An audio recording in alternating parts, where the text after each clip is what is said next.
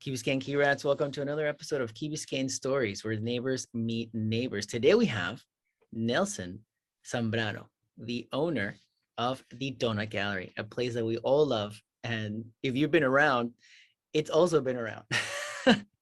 So I look forward to get the story. This is amazing. Thank you, Nelson, for jumping on the show. How are you? I'm doing well. Thank you for having me. This is exciting. We're here to get to know about the Donut Gallery. So let's dive right in. How did it all start?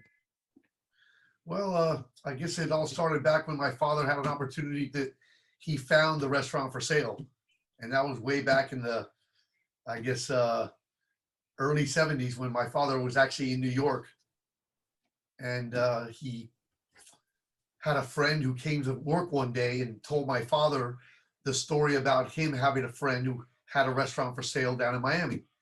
And I guess my dad must have been telling him and other people at work that he was interested in having a small little restaurant that he could control all by himself. So after him taking the not the advice, but the cue of knowing that there was a restaurant for sale in Miami and always wanting to go back to Miami, being from Cuba and not really liking the weather of New York, him and the guy who told him about the restaurant jumped in an airplane 3 days later to go and look at the restaurant, which the guy probably didn't know that my dad was going to say, let's go look at that restaurant. And 3 days later, they were in an airplane in Miami looking at the restaurant. So that's how it really came to fathom to my father to be able to even get a look at the restaurant, because my dad wasn't in Miami at all. So he had to go from New York to Miami to see it. So that's first off. And then he made an agreement with the guy who owned it that he was going to come back from Miami or from New York to buy the restaurant. And it was a handshake agreement between him and the guy. And my dad said, I will be back. I'm going to buy this restaurant. Now, I can't tell you how long it took to go from leaving Miami to go back to New York to move the family to Miami. I don't know how long that took. I was a very young kid then, but it could have taken 6 months. It could have taken 8 months. I don't know. Pick a family up and move. It must have taken a while. It wasn't just an overnight thing. So I don't know how long that took, because by the time my dad got back to Miami, the guy didn't want to sell it anymore. What happened to the good old handshake agreement? Got it. That's exactly right. So that's a good question. So my dad said, all right, I don't know what this is all about. You said you wanted to sell it. I told you I wanted to buy it. So my dad already had made the move to Miami. So obviously, he moves the family here thinking he's going to buy the restaurant. I believe he bought a home here in Miami, knowing that he's going to settle here in the Miami area, Southwest area. And then I guess he just went to work in different places for a short time, looking for other jobs, while the guy had told him, no, it's not for sale anymore. And I believe it was 6 months later, the gentleman called my father back up to see if my dad was still interested in buying it. So I guess from there, it went to where my dad said, okay, I'll come back, let's see. And the guy wasn't still really interested in relinquishing the entire thing. He wanted to sort of, in a way, play games. I don't know if I want to sell. Do I want to sell? Okay. So my dad became a partner. So my dad gave him enough money to satisfy his needs, to make him say, I don't want to sell it completely, but I'll take your half as a partner. So that's how it became at that moment. And from then on, I guess, I don't know, for a short while later, they worked it together, because they turned it more into a restaurant at that time and started to sell more menu food. Whereas before it was just donuts and pastries and small items that you could collect while you were there. And of course, coffee. And Small community keeps saying. Yeah. And the design has always been the same? It changed very, very little in the years. Very, very little. Okay. And then, so now the Donut Gallery, of course. The last time I was there, I didn't see donuts. It's been a while since donuts. Okay. I'd say about over 20 years now since no donuts, because of the fact that the donut fads in the 90s and the donut places that we got the donuts from went closed, and we stopped selling the donut. Now, and then other items on the menu. I mean, one of my personal favorite, of course, is the Ted special with the eggs and the hash browns. So I know there's a story behind that. Who is Ted? Ted was a customer of my father's who came to the restaurant every morning and coffee after, I don't know if you guys remember, of course, Stefano's, but prior to Stefano's, there was another club there called the Keyhole. Mhm. And that goes way back into the 70s and early 80s, probably even ended in the 80s because that's when Stefano's started. So it was a club that was right there where Stefano's was, right along Crandon Boulevard in front of the 7-Eleven shopping strip. And it provided a place for people to go and drink until 5 o'clock in the morning. They had one of those 5 a.m. licenses. So they would go there and party all night long until 5. And then my father's restaurant opened up at 5:30. And they would just come right from the partying right to the restaurant. Yeah, I remember Stefano's. I remember So yeah, Stefano's, and it was already on its, like, a couple of years later, it just changed. It wasn't there anymore. right, And right. I do not remember the keyhole. I was too young for that. But I remember that in the new Key Colony Plaza, or that plaza, there was another club opened called the Keyhole for a little Right. bit. So I don't know if that was some like remnants from back in the day, You got it. but I remember that. Yeah. So Uh, basically, someone kept the name, and I guess kept the license up by keeping the name going, and keeping the name going throughout all those years and paid the license fees. And then they opened it up as like a spin-off of that club. got it. I wouldn't call it a club. I would call it like a Yeah, it bar was. in a Yeah. restaurant at those days. And basically, yeah. So they kept the name and they tried to go ahead and bring it back. So Ted, though, so you were telling me the story of Ted. So Ted was a person that would like to go to Stefano's and then end up at your dad's place. It was more the Keyhole days. The Keyhole days. Okay. More in the Keyhole days, but basically, yeah, he would venture off into my father's restaurant after going out all night. Uh, he was also known as the Silver Fox because he was a naturally young, gray-haired guy, Uh-huh. and he would go out, 5 o'clock in the morning, always come in with a different girl on his arms, and he always ordered the same breakfast all the time, just a couple eggs, bacon, toast, hash browns, whatever it may be. But one day he told my father that he was sick of the same old thing, that he wanted something different, and that he wanted my dad to give him something that was different, that he could eat for breakfast. It wasn't the same old thing that he was always having. So my dad collected a bunch of the breakfast foods and put them all together, which ended up satisfying the gentleman named Ted. And after a while, the guy kept telling my father that my father should put it on the menu because it needed to be on the menu, not as a Ted special, but just on the menu as an item. So my dad had just made some menus just prior to that, so he couldn't just go ahead and change the menus right away. So he waited some time, maybe 5-6 months down the road, and the menu got changed. And on that menu, as a surprise to Ted, was that item in his honor with his name on it. So it became the Ted Special. Now on the menu more than 35 years. We've been in existence probably more than 40 years because we've been in existence now 50 years. And it's been more than about 42 or 43 years that it's been on the menu. So 50 years, you said. We are now 50 years. So this is your 50 year. It will be in September of this year. Will be our 50th anniversary. So congratulations. This is a Why, thank huge you. milestone. How about that? Is it? The Donut Gallery is a great place. My dad and I used to go there in the mornings before work. Sometimes, we would do that. And with my friends, of course, the New Year's thing is the sunrise and then the Donut Gallery for those that made it. There you go. Exactly. For those that survived. Exactly. Yeah. So it's a great place. I like the style, the design. I like the pictures. All right, thank you. Can you tell us a story there from one of those pictures that you remember? Not just of one of them, but I mean, I basically used to just take random photos of customers at one time, and I used to just take the photo and pin it up onto like a little board up along like a little strip up along the framing of the restaurant. And when I got together with my wife, my now wife, girlfriend at the time, we started to make collages instead of not protecting the pictures and just having them out in the open, we started to put them behind the protective plastic Lexan laminate and put them on a board and show them as more of a collage. And then we started doing collages, and now I believe there's a total of 5 collages spanning probably about 30 years of time, space for one more collage, as well as then we started a slideshow digitally. So we have a digital slideshow going, Nice. more of an updated one, and then those are more of the older ones, spanning, like I said, from probably the early to mid '80s till about now, and then of course the digital one took over after that. So what is your role specifically? What do you like to do most? I consider myself the glorified maintenance man. What was your latest repair?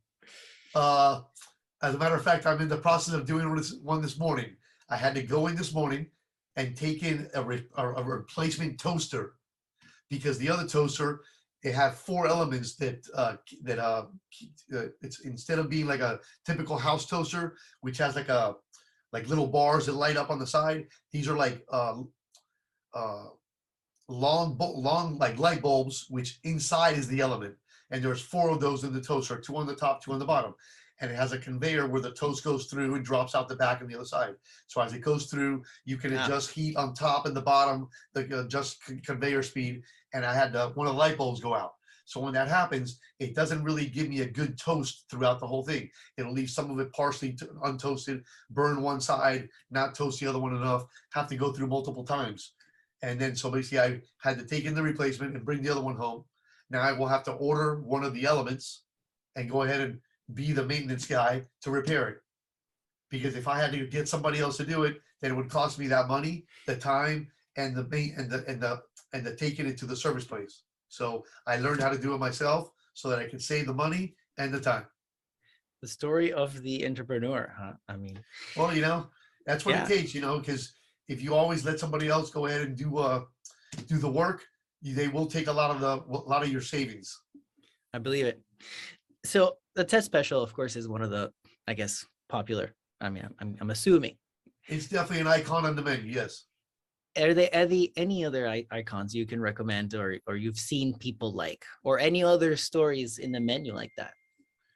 The Ted special has had a couple spin-offs. Okay. Because the original one was on an English muffin. So let me just tell you what the Ted special is. I have it on English muffin. Okay. Yeah. So let me just tell you what the Ted special is, first of all. Oh my God, yes. It's an open-faced English muffin with 2 slices of bacon, a slice of ham, 2 pieces of sliced tomatoes, 2 pieces of cheese, and then the fried eggs or scrambled eggs on top of those, all to melt it all down to put it on top of the English muffin, open-faced. So some years ago, another friend of mine and I were having a French toast on the side of a Ted special, and we decided to make it a French toast Ted special by taking away your English muffin and sliding a piece of French toast underneath it and a piece of French toast on top of it with the powdered sugar, and making it a sweet type of Ted special, where as you bite through it, you also want to put some maple syrup on top. So as you're going through it, you're getting the taste of the maple syrup and the powdered sugar with the saltiness of the bacon and the ham. And then you're cutting through all that together, and it comes out to be the French toast Ted special. I love it. I haven't had that. So that's a spin-off of that. And we also have one that, for the healthier side, the people who do not want the red meats, we have one that's called the turkey Ted special, where we take away the bacon and the ham and put turkey sliced inside of it. So that's also a different flavor, but it also is a way to eat the Ted special, where if you don't want the red meats, you can also have it with the turkey. So it's also a very good way to do it. I like it. What do you, go ahead. I was going to say one of my favorites, which a lot of people don't decide to have as well, but it's a good way to do it, is I actually scramble my eggs, and inside the scrambled eggs, I put sausage inside the scrambled eggs, diced up with extra cheese inside the eggs. And then I put that on top of the already bacon, ham, cheese, and tomatoes, and put the scrambled eggs with sausage and cheese on top of that with a side of hash browns. And that's my specialty. That's your special. Call that But one the Nelson. Is there a Nelson? If I go now and I say I would like the Nelson, do they know? Probably not, because I haven't labeled it as that. But Lori, if you get in touch with Lori, which is the waitress, which I'm sure you know, she's been the waitress there for over 30 years. She knows the way I like to have it. She'll probably remember that is the way I like it. I was about to ask you, about the team. I know Lori has been around for a while. She's great. I like her energy. I think she's part of it. I mean, I don't think that you can separate them now. Right. Well, right. She has definitely been a part of the interaction there for like I said, over 30 years. She started when I graduated high school in about 86, 87 with my father, and she's been a staple with us ever since. So imagine that, how many years that is with an employee being with you. That's awesome. That's awesome. I need to ask you trivia. What is your wife's favorite breakfast at the donut gallery? When she used to come in, before I met her, she used to come in because we actually met at the donut gallery. Ah, that's She's a customer, so we Yeah. met like that. And she actually did like the Ted special, but she's more of like a light, she likes scrambled eggs with tomatoes and cheese, feta cheese. okay. Okay. That's what one of her favorites is. Did you, when you guys were first met, did you make her breakfast? How did that start? No, I was more of a waiter back in those days. Okay. So I was more the server, and I would be the one in between the cook and getting the drinks and everything else. But I would go to the cook and give them the weight of the order of the person. So basically, I was taking her order and with friends that she would come with at the time and stuff like that. So Yeah. Did you ever give her a free breakfast? never, Good. not even now. That was a test. That's awesome. That's awesome. Finishing up with what you mentioned about your dad becoming a partner when he first learned about the donut gallery. How does that story continue? Because I know that you guys are fully owners, right? From what we talked about pre-podcast. So how does that continue? He was partner, and then Yeah, my wife and I are the owners now, but there was a time when my brother and I were owners, and prior to that, my dad being the owner, then he left it to us. But the way my dad became the full-on owner back in the day, after he made the arrangement to become half owner with a gentleman who was not sure if he wanted to sell it or not, or how he wanted my dad to come into it at all. So they finally became the partners after my dad was called back up after the initial telling that he didn't want to sell it. So my dad came out of working at different places around Miami, and then he was called up and then became partner. And then some other people came to try to buy the restaurant that I believe already knew the restaurant was for sale prior to my dad stepping in as the partner. Mm. And my dad went outside to do negotiations with these two partners that were coming in to try to buy it. So my dad was outside negotiating with them, and he got a price from them, a good price for what they were wanting. And he came back into the owner, and he had said to the owner if the owner would want to sell it now, and if the price that these guys were offering would be a price that he would want to sell it for. And my dad said, here's the price. Do you want to sell it? The guy says, that's a great price. Let's go ahead and sell it. So my dad said, well, since you're willing to sell it, and that's a price that suits you fine, I want to give you my half that is worth what they're willing to sell it to you for the half that I now own or don't own. I will give you the other half. So my dad used those two that were trying to buy it as a ploy against the owner. It was not really wanting to sell it at one particular time and not wanting to sell it to my father, but was now wanting to sell it again. So my dad paid him the half that he owed, and my dad became the owner of it. So that was my dad's way in. So that's a story that will always be a part of how he got it. And then my brother and I ran it after my dad passed, or during my dad sort of getting a little ill. And then my wife and I took it over, and now have run it now for about 13 years on our own. 13 years on your own. Uh-huh. And Now now you my also- daughter has stepped in as well Okay. and has been working with us. So that's a great thing. It has alleviated us. See, how do you like that? It's a family owned. This is a Oh family. yeah, it's like, great. Excuse me. it's like those businesses that you see, it's like, Nelson and daughter. Exactly. So it's now 3 generations. It was my father's, my brothers and I, my wife's and I, now my daughters. Mhm. So, or my daughters involved. So 3 generations of the Zambranos. So it's nice. It's definitely nice to see that. No, it's awesome. So how does it feel to own the donut gallery? I think it's been a plus throughout the years, having been able to manage our own business, being able to get the employers that you want and have control of who's working underneath you and with you, as well as during hard times and hurricanes and the COVID and all that. I didn't have to go through all the sanctions of employers telling you, oh, you have to do this or you have to do that. So we basically would run the restaurant the way that we wanted to do it as a family business. Give people their own choice, basically, as far as that. That's And awesome. That's one of the freedoms, right, of yeah, entrepreneurship. a lot of freedoms. The times that we get off instead of a typical 9 to 5 job, our schedule finishes at 3 o'clock in the afternoon, which just allows us an afternoon to be able to get out on the water and boat on this beautiful island that we live in. To get out on the water, that just it's part of the life that you have to have here in Miami. The water is part of it. Agreed. And I think that your 3 p.m., closing time, it's great because it allows you to actually enjoy your afternoon. Like regular people work from like, 9 to 5. And then by the time that you finish working, 6 something, and then you have, let's say you pick up some groceries and then you have to organize the kids or the family and then dinner. And before you know it, your day's gone. Exactly. And you have Exactly. your weekends. If you're lucky, you have your weekends, because sometimes even then you have to do the things you couldn't do during the week, like errands and stuff like that, laundry, whatever. But having that 3 p.m. Closing day for you, it allows you to really take advantage of the day, I think, Yes. Yeah. personally. Early risers, because we were there at 6, but that early rising sacrifice really is a nice sacrifice for having the afternoons off and to have them be able to get off at 3 and enjoy those afternoons. At what time are you Definitely going a to bed, plus. for example? What was that? At what time are you going to bed? I'm usually 9:30, 10 o'clock, Perfect. watching TV, and then doze off after that. Anywhere before 11 o'clock. I'm usually in bed by that time or asleep before 11. And the days that you go to the donut gallery, if you were to It's like, still around that time. Still around that time. I get up at 5:30 in the morning to get there by 6. I live right down the street, so I don't have to worry too much about having to go too far. I don't have hair, so I don't have to comb it in the mornings.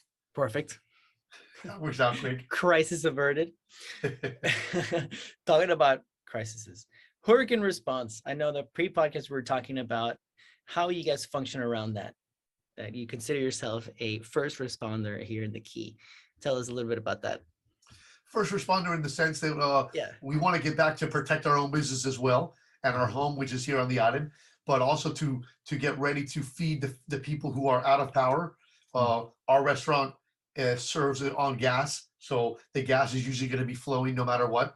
Even if the power's off, we can still cook. And usually we will have a generator that we will hook up to our equipment to protect our goods so that they will last throughout the hurricane outage time, so that we can go ahead and use those goods to feed the people who are out of their goods and out of their power while they're in their dire straits. And we've done that during Hurricane Andrew, Wilma, Irma, and it's been a success for not only ourselves, but the fact that people want to come in, they tell their hurricane stories, they tell the gossip, they want to hear what happened to their friends, if everything's okay with all their friends, and it's usually a nice meeting place. So it's always been nice to see people after the hurricanes. The community comes together. Now I know. Now I know that if a hurricane hits, and since I work for local government, and then we're out there doing stuff, we could always go to the donut gallery For sure. early Oh yeah. Oh yeah. and get breakfast before we go out to chop Oh some yeah. trees And we down. usually try to keep the same hours as long as the hurricane is not during our hours. Like Andrew was at 2 o'clock in the morning. So by 6 o'clock in the morning, not that next day, but the following day after that, we were open again at 6 o'clock in the morning. Irma, we were open, same thing. Not the very next day, but the following day when they started to let us onto the island, we came onto the island that one morning to plug our generator in. And then the very next morning, we're open at 6 o'clock in the morning because they had opened the island in the afternoon in between. So we were ready for business the following day after that. Awesome. When you were telling me about having that 3 p.m., the rest of the day, you mentioned about boating and stuff like that. So let's talk about Key Biscayne. What is your favorite part about living in the Key? Most definitely being surrounded by the water. The water is a great place to be and enjoy. Miami offers it. If you don't get out on the water but live in Miami, you're missing half of what Miami has to offer. Between if you like motorsports or kayaking or paddle sports or anything like that, or just swimming, being on the beach, being in the water, it's Miami's got it for you. Whether it's South Beach, Virginia Key, Key Biscayne, and being here on Key Biscayne and being so close to it, I definitely enjoy the water. Having a boat and a jet ski myself, paddleboards, grown up on the water, and really definitely have the need and the feel to always get out on it. Awesome. Awesome. Nelson, this has been great learning about the Donut Gallery. Thank you for coming on the show and sharing your story. Thank you for having me. I appreciate it. We'll look forward to having you again for more stories of the Donut Gallery. Come and enjoy the Donut Gallery. Yeah. Oh, for those listening, I will put all the information on the show notes for those that want to know. Obviously, if you're living the Key, you know what the Donut Gallery is, but I'll still put the information there. And for all those newcomers that don't know, Yes. the Donut Gallery Diner, 83 Harbor Drive, Key Biscayne, next to 7-Eleven. Perfect. Thank you.